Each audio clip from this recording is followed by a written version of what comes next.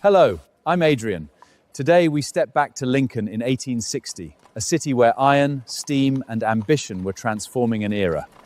Like and subscribe to join us on more journeys into the past.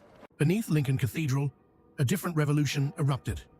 In 1860, this quiet city forged iron giants, turning rural fields into a global laboratory of steam power and engineered ambition. Before tractors, Lincoln built steam monsters. When the first portable engines rolled into fields, laborers felt the future arrive, rhythmic, loud, and unstoppable, replacing hands with iron and pressure. Lincoln still looked medieval at first glance, yet workshops multiplied quickly. The city shifted from religious landmark to engineering hub, with smoke and metalwork reshaping daily life and local identity. The Witham Valley gave Lincoln space, water, and routes for transport. Geography turned the area into a practical testing ground where heavy machines could be built, trialed, and moved outward. Iron ore and coal arrived in volume, changing everything. Small blacksmith shops could not keep up, so Lincoln expanded into foundries capable of casting parts for truly massive machines. Within a few years, craft-scale workshops grew into industrial complexes. More furnaces meant bigger castings, more precision, and a new ambition. Machines designed not for towns, but continents. Hand threshing was slow and fragile against growing demand.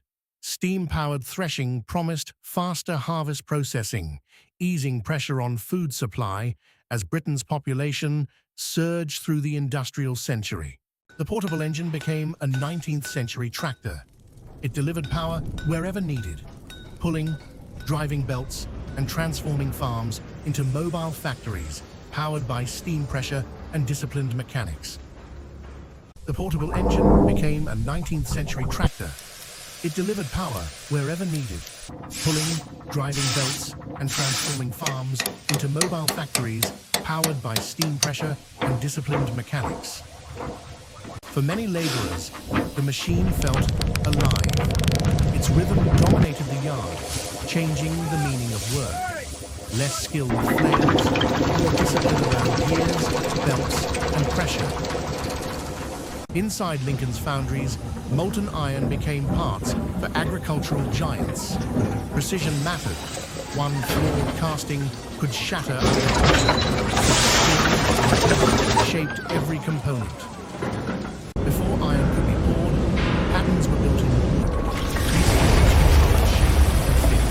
Making repeatable parts possible and pushing Lincoln toward consistent industrial manufacturing standards. Casting didn't end at the pour. Cooling, breaking molds, and inspecting surfaces determined reliability, because these machines would run for days, far from repair shops in open fields. Work was divided into stations, speeding production. This early assembly rhythm let Lincoln build more engines, faster, with parts that matched, an approach rivals struggled to replicate consistently. Major Lincoln works expanded rapidly, employing skilled hands across casting, fitting, and finishing. The city's name became linked with dependable steam machinery, built for hard agricultural seasons worldwide. Reliability became a selling point. Careful inspection, measured tolerances, and standardized parts created what buyers trusted as a Lincoln standard. Machines expected to endure distance, dust, and heavy loads.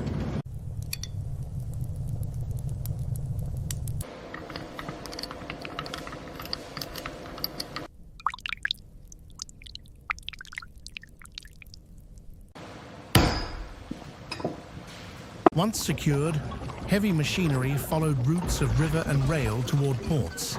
Lincoln's inland location demanded planning, making export a coordinated system, not a simple journey.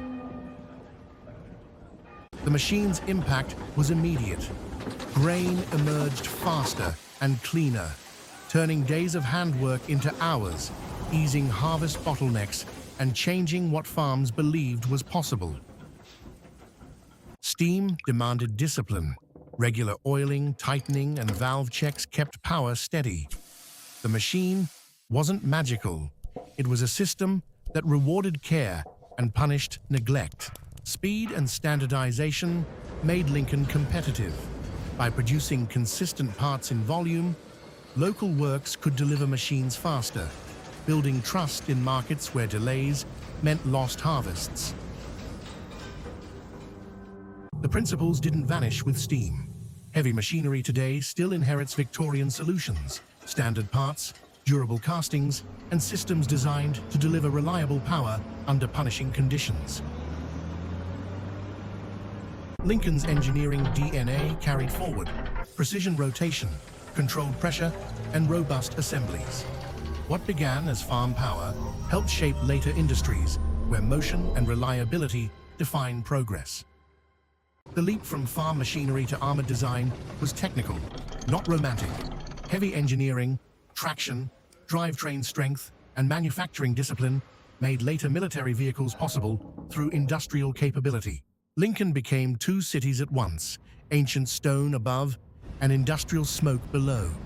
Together, they formed a new identity: faith, craftsmanship, and the hard logic of machines.